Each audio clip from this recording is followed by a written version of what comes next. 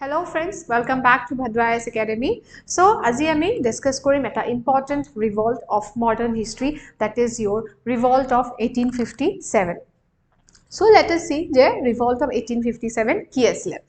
So, ইয়াতে যদি আমি চাওঁ এই revolt টোক first war of independence কোৱা হয়. It is called as the first war of independence because এনেকুৱা কোৱা হয় যে ব্ৰিটিছ সকলৰ এগেইনষ্টত প্ৰথমবাৰৰ কাৰণে এটা massive revolt কৰিছিলে ইয়াতে আমাৰ ইণ্ডিয়ান soldiers সকলে সেই কাৰণে এই revolt টোক first war of independence কোৱা হয়. And it was the first significant attempt by the Indians to end up the British imperialism. আৰু হেতু কাৰণে আমি এই revolt টোক 𝗕𝗣𝗦𝗧 mutiny বুলিও কোৱা হয় as the first war of independence against imperialism. কেতিয়া স্টার্ট হৈছিলে আমাৰ কাৰণে হেতু ইম্পৰ্টেন্ট হৈ যায় এই revolt টো স্টার্ট হৈছিলে 10 May 1857. First in the form of 𝗕𝗣𝗦𝗧 mutiny তাৰ মানে soldiers সকলে start কৰিছিলে এই revolt টো আমি শুনিছো মংগল পাণ্ডে তেওঁলোকে start কৰিছিলে and later it was concerted effort by the rulers under the supervision of the last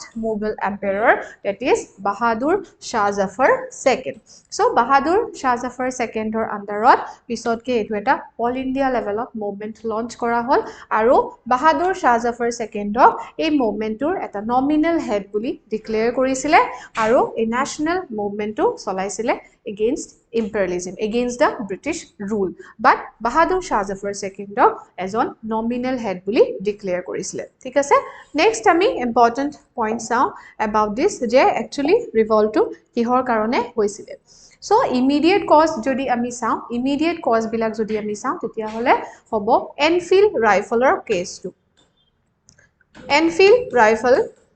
যেটো আহিছিলে হেতু সময়ত হে কাৰ্ট্ৰিজ টো হে ৰাইফল টোৰ কাৰ্ট্ৰিজ টো মুখেদি কামুৰি উলিয়াবলগীয়া হয় আৰু হে কাৰ্ট্ৰিজ টো বুলে বনোৱা হৈছিলে by the fat of pig and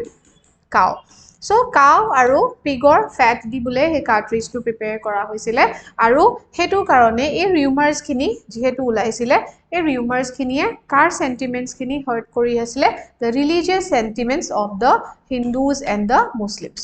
religious sentiments of the Hindus and the Muslims সকলৰ sentiments খিনি কি কৰিছিলে harm কৰি আছিল বা hurt কৰি আছিল so হেতু হৈছে আমাৰ immediate cause but ইয়াৰ বাহিৰেও বেলেগ বেলেগ বহুতখিনি causes হৈ আছিল যিখিনিয়ে আমাৰ ইণ্ডিয়াৰ মানুহখিনিৰ ওপৰত বা আমি ইণ্ডিয়াৰ মানুহখিনিৰ মাজত discontent arise হৈ আছিল against the British ঠিক আছে so many princely states were annexed by the British by using the popular theory of the British, that is doctrine of lapse. Doctrine of lapse কি হৈছিলে actually যিখিনি princely states আছিলে বা তোমাৰ area খিনি যদি ৰজাজনৰ legal hire নাথাকে যদি adopted son থাকে তেতিয়া হলে ৰজাজনৰ throne টো বা property খিনি সেই adopted son জনৰ ওচৰত নাযাব lapse হৈ যাব আৰু lapse হৈ যোৱা মানে কাৰ ওচৰত যাব ব্ৰিটিছৰ ওচৰত যাব হেতু basis লৈ মেলি বহুতখিনি princely states of ব্ৰিটিছে কি কৰি আছিল annex কৰি আছিল কোনটো theory apply কৰি the doctrine of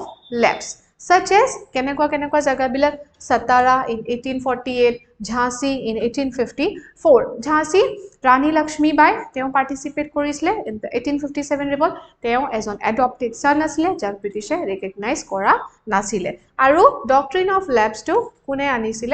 Lord Dalhousie he became very unpopular because of this policy okay তাৰপাছত আৱাদক কিন্তু কিহৰ কাৰণে annex কৰা হৈছিল misgovernance আৱাদক misgovernanceৰ কাৰণে annex কৰা হৈছিল আৰু আৱাদৰ নবাবজনক arrest কৰি লৈছিল আৱাদৰ নবাবজন কোন আছিল ৱাজিদ আলী শাহ ৱাজিদ আলী শাহ arrest কৰিছিল on the basis of misgovernance আৰু আৱাদক annex কৰি লৈছিল the annexations created resentment among the deposed rulers as well as their subjects ৰজা বিলাকক বা princely states বিলাকক যে annex কৰি আছিল হেতু কাৰণে মানুহ বিলাকে ভাল পোৱা নাছিল আৰু মানুহ বিলাকৰ মাজত এটা discontent create হৈ গৈছিল against the British government okay আৰু কি কজেছ যদি আমি চাওঁ ইকনমিক কজেছ যদি আমি চাওঁ দেন আমাৰ ট্ৰেডিশ্যনেল ইণ্ডাষ্ট্ৰিজখিনি বহুত বেছি ইম্পেক্ট হৈ গৈছিলে আমাৰ এগ্ৰিকালচাৰ ইম্পেক্ট হৈ গৈছিলে বহুতখিনি বস্তু হেতু সময়ত নেগেটিভলি এফেক্ট হৈছিলে লাইক ব্ৰিটিছৰ গুডছখিনি আমাৰ ইণ্ডিয়ান মাৰ্কেটত আহি ড্ৰেইন কৰি দিব আৰু ব্ৰিটিছৰ গুডছখিনি যিহেতু মেনুফেকচাৰ্ড গুডছ আছিলে তেওঁলোকৰ প্ৰাইচকেইটা কম আছিলে আৰু আমাৰ যিখিনি গুডছ আছিলে এইখিনি হ্যান্ডমেড আছিলে সো আমাৰ লোকাল ইণ্ডাষ্ট্ৰিজ বহুত বেছি ইফেক্ট হৈছিলে আৰু ব্ৰিটিছৰ গুডছবিলাকৰ কাৰণে মেনুফেকচাৰ্ড গুডছবিলাক প্ৰাইচবিলাক কম আছিলে সো মানুহবিলাকৰ মাজত কি বেছিকৈ চলিছিলে বা আমাৰ ইকনমিক হেতু সময়ত কি বেছি ড্ৰেইন আউট হৈছিলে ব্ৰিটিছৰ গুডছখিনি আহি মেলি তেওঁলোকে মাৰ্কেটত চলাবলৈ চেষ্টা কৰিছিলে আৰু কমিউনিকেশ্যন ৰেলৱেজ এইবিলাকো ডেভেলপমেণ্ট কিহৰ কাৰণে কৰিছিলে তেওঁলোকে জাগাই জাগাই যাতে নিজৰ বস্তুখিনি পਹੁঁচাব পাৰিব ওকে ইয়াতে কি হৈছে মই ক'লো যে লোকাল ইণ্ডাষ্ট্ৰিজবিলাক আমাৰ বহুত বেছি এফেক্ট হৈছে like the textiles the metal works the glass the paper এইবিলাক লোকেল ইণ্ডাষ্ট্ৰিজবিলাকৰ গ্ৰ'থবিলাক একদম ৰেষ্ট্ৰিক্টেড হৈ গৈছিলে বাই 1813 Indian handicrafts lost domestic and foreign markets and British factories captured this and monopolized Britishor machine made bostu bilakor ki hoi goise monopoly hoi goise aru hekarne amar Indiar jikhini products asile hekinir importance to bahut beshi komi goise okay etia agriculture jodi sao agriculture to bahut beshi negative impact porisile ei Britishor rule tur karone ki hoise Britishers led to the commercialization of agriculture and made this land a tradable commodity ইয়াৰ আগতে কি হৈছিলে খেতিয়ক বিলাকে ফাৰ্মাৰ্স বিলাকে নিজৰ ভাগে agriculture কৰিছিলে cultivation কৰিছিলে আৰু তাতে যিখিনি প্ৰডিউস তেওঁলোকৰ কাৰণে সাফিশিয়েন্ট আছিল কিনি নিজৰ কাৰণে ইউজ কৰিছিলে যিখিনি এক্সেস তাহাতি সেইখিনি মাৰ্কেটত সেল কৰিছিলে বাট ইহতি আহি মেলি এগ্ৰিকালচাৰটো বহুত বেছি নেগেটিভলি এফেক্ট কৰিছে কমাৰ্শিয়েলাইজেশ্যন কৰিছে প্লাস কি আনিছে ইহতি ল্যান্ড ৰেভিনিউ পলিসি আনিছে জমিনদাৰী সিস্টেম আনিছে জমিনদাৰী সিস্টেমত কি হ'ব মাজতে এজন মিডলম্যান আহি যাব এই জমিনদাৰ জনে পিজেন্টস বুৰৰ পৰা যিমান পাৰে হিমান এক্সট্ৰেক্ট কৰিব ল্যান্ড ৰেভিনিউ আৰু এট দি এন্ড কোনবিলাক মানুহ এক্সপ্লইট হ'ব পিজেন্টস সকলৰ এক্সপ্লইটেশন হ'ব so highest burden of taxes ঠিক আছে ট্যাক্সেসৰ বাৰ্ডেন বহুত বেছি হৈ গ'ল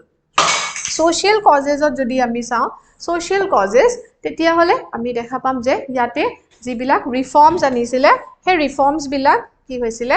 আমাৰ কিছুমান মানুহে ভাল পোৱা নাছিলে ৰিফৰ্মস বিলাক কিছুমান মানুহে ভাল পোৱা নাছিলে সো জেনেকুৱা কি কৰিব the alien rule Britishers never mixed with the Indian people তেওঁলোকে যেতিয়া আহিছিলে ইন্ডিয়া তেতিয়া তেওঁলোকে ইন্ডিয়াৰ মানুহ বুলি ইন্ডিয়াৰ পাৰ্ট বুলি হৈ ৰুল কৰা নাছিলে তেওঁলোকে সদায় এজ এ ফৰেনাৰ বুলি ৰুল কৰিছিলে আৰু তেওঁলোকে কি কৰিছিলে জানানে তেওঁলোকে আমাৰ ইন্ডিয়াৰ যেটো পাষ্ট হয় ইন্ডিয়াৰ যেটো কালচাৰ হয় হেতু সদায় কি কৰিলে ইনফেৰিয়ৰ বুলি ক'লে আৰু তেওঁলোক সদায় আমাতকে সুপিৰিয়ৰ বুলি ক'লে সো সেই কাৰণে হেখিনি বস্তু মানুহবিলাকক কি ফিল কৰাই আছিল ডিগ্ৰেডেড ফিল কৰাই আছিল তেওঁলোক এলিয়েন হিচাপতে আমাৰ ইন্ডিয়াত আহি ৰুল কৰি আছিল Okay, aru ki koribo the interference in religious leaders like the Pandits, the Maulavis, তেওঁলোকৰ যেটো prominence asile যেটো privileges asile হেখিনি বস্তু এটো সময়ত কি হ'ব কমি যাব আৰু কি কৰিছিলে কিছুমান ভাল ৰিফৰ্ম যে আনিছিলে দো সতী ৰেগুলেশন এক্ট উইডো ৰিম্যাৰেজ এক্ট হেবিলাক তেওঁলোকে ভাল বস্তু আনিছিলে বাট ইন্ডিয়াৰ যেহেতু এবিলাক কালচাৰৰ এটা পাৰ্ট আছিলে তো সেই কাৰণে কিছুমান মানুহে হেখিনি ৰিফৰ্মসও ভাল পোৱা নাছিলে ওকে সো ব্ৰিটিছৰ ৰুলটো হেখিনি মানুহে এই কাৰণে ভাল পোৱা নাছিলে ওকে সো এতিয়া মই কলো যেহেতু তোমাৰ ন্যাশনাল মুভমেন্ট 1857 ৰিভল্ট সেপয় মিউটিনি হেতু সময়ত লিডাৰ কোন হ'ব দিল্লীৰ obviously the Mughal emperor কোন হ'ব the Mughal emperor hetu সময়ত মই কোন কলো বাহাদুৰ শাহ জাফৰ সেকেন্ড বাট তেওঁক এটা জাস্ট নমিনাল হে হেড আছিলে সো কমান্ডাৰ জনে কি কৰিব ফোৰ্সেস বিলাকক লিড কৰিব জেনাৰেল বখত খান দিল্লী যিখিনি ফোৰ্সেস থাকিব হেখিনি তেওঁ লিড কৰিব ইয়াৰ বাহিৰে জাগাই জাগাই আৰু কোনবোৰ লিডাৰ্স আছিলে লখনৌ বেগম হযৰত महल ওকে আৰু কোন হ'ব তোমাৰ ঝাঁসীত ৰাণী Lakshmibai she bravely fought this revolt against the British কানপুৰত থাকিব নানা সাহেব তেওঁৰ পেনশনটো ব্ৰিটিছে বন্ধ কৰি দিছিলে এটো কাৰণে তেওঁ ৰিভল্ট কৰিছিলে কুঁৱৰ সিং এট বিহাৰত থাকিব কুঁৱৰ সিং তান্তিয়া টপি এট কানপুৰ বাট ৰিভল্টটো যদি আমি চাও ৰিভল্টটো যদি আমি চাওঁ তেতিয়া হলে কিন্তু ৰিভল্টটো সাকসেসফুল ইমান হোৱা নাছিলে বাট ব্ৰিটিছে কিন্তু গম পাইছিলে যে এতিয়া ৰেজিস্ট্যান্স আমাৰ ইয়াতে আমাৰ ৰুলৰ এগেইনষ্টত ৰেজিস্ট্যান্স স্টাৰ্ট হৈ গৈছে আৰু আমি এতিয়া কিছুমান ৰিফৰ্মস আনিব লাগে ঠিক আছে সো কিছুমান ৰিফৰ্মস কি আনিছে মিলিটাৰী অৰ্গেনাইজেশনটো কি কৰিছে ৰিফৰ্মস আনিছে ইয়াতে কি কৰিছে ইণ্ডিয়ান সোলজাৰ্স বিলাকৰ প্ৰপৰশনটো কমাই দিছে বিকজ সিপয় মিউটিনি কোনে স্টাৰ্ট কৰিছিলে মিউটিনিটো সিপয়স সকলে সো মিলিটাৰী অৰ্গেনাইজেশন বিলাক কি কৰিছে আকৌ ৰিঅৰ্গানাইজ কৰিছে যেতে ফাৰ্দাৰ তেনেকৈ কো ৰিভল্ট তেওঁলোকে কৰিব নোৱাৰে ট্ৰান্সফাৰ অফ পাৱাৰ ইয়াতে কি কৰিছে সোৱা ক্ৰাউনৰ ওচৰত ট্ৰান্সফাৰ কৰিছে power from the British East India Company to the British Crown eta act আনিব ইয়াৰ পাছত the Government of India Act of 1858 আৰু ইয়াৰ আন্ডাৰত কি কৰিব কোম্পানী পৰা পাৱাৰ কোনে লৈ লব the British Crown আৰু কি কৰিব divide and rule policy apply কৰিব সিভিলিয়ান পপুলেশন বিলাকৰ মাজত কি কৰিব কমিউনাল ভাব এটা লৈ আহিব আৰু হেতু কাৰণে কি কৰিব মানুহ বিলাকৰ মাজত ডিভিজন হৈ যাব it was also introduced in the civilian population the Muslims were severely punished and discriminated Muslim bilakok eta appeasement নহব eta Muslim bilakok কি কৰিব punish কৰিব okay and in the public appointments they will be discriminated divide and rule policy আনিব civilian population bilakor majote division লৈ আহিব and new policy towards the princely states okay annexation eta নহব annexationৰ policy to give up কৰিব because আমি চাইছিলো lord ডেলহাউজিৰ যেটো policy আছিল doctrine of lapse সেই পলিসিটো আন্ডাৰ প্ৰিন্সলি স্টেটস কিনি কি কৰি আছিল লৈ আনিছিলে